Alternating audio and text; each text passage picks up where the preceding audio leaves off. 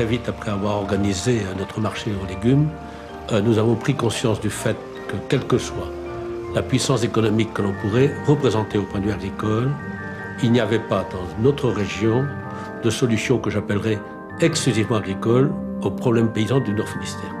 Et ceci pourquoi? Le progrès, la mécanisation, les gains de productivité étaient en route. Ceci, inévitablement, allait se traduire, qu'on le veuille ou qu'on le veuille pas, par une diminution des agriculteurs.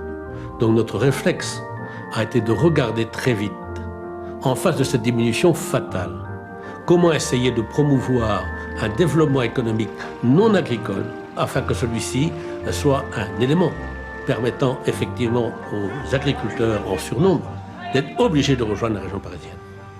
En fait, nous avions essayé, dans le cadre de la CEMEF, avec toute une série d'amis non agricoles, pour beaucoup d'entre eux, de projeter le Nord-Finistère à l'horizon 85.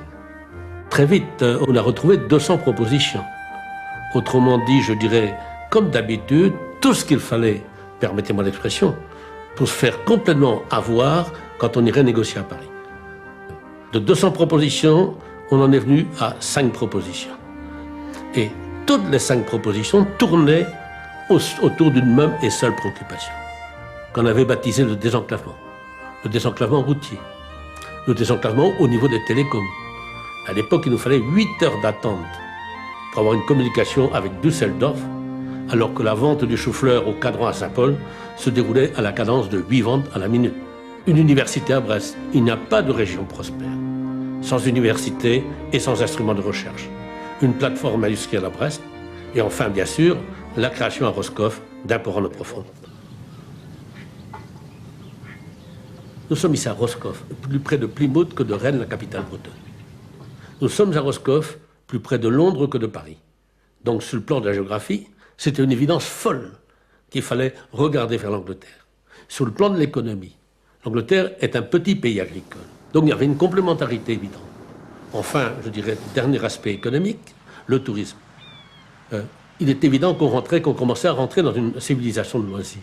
Et qu'en par ailleurs, on essayait de se projeter un tout petit peu vers l'avenir. Nous avions écrit effectivement dans l'étude du schéma de structure du Nord-Finistère que l'Angleterre entrerait un jour dans le marché commun.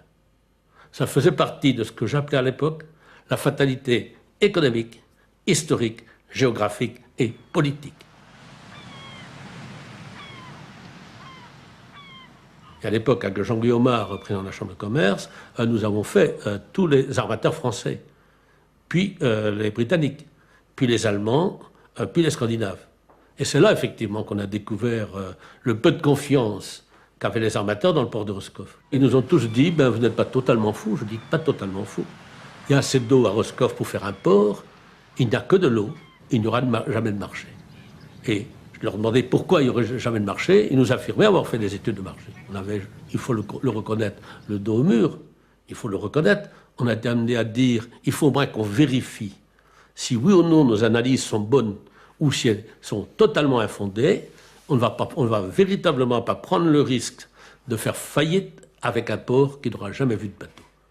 D'où la création de Brittany Ferries et l'achat du premier bateau qu'on a baptisé le Kerisnel, du nom du marché aux enchères de la cicade Saint-Paul-de-Léon, de façon tout à fait modeste, ce qui est une exception chez nous, de façon tout à fait modeste, c'est vraiment le hasard des dates. Mais l'inauguration de la ligne Roscoff-Plymouth a eu lieu le 2 janvier 1973. L'Angleterre était rentrée dans la communauté le 1er janvier 1973. Nous avions 24 heures de retard. Oui, mon cher Alexis Gourvenec, quelle aventure que celle qui nous mène du Kerisnel au Pont-Aven.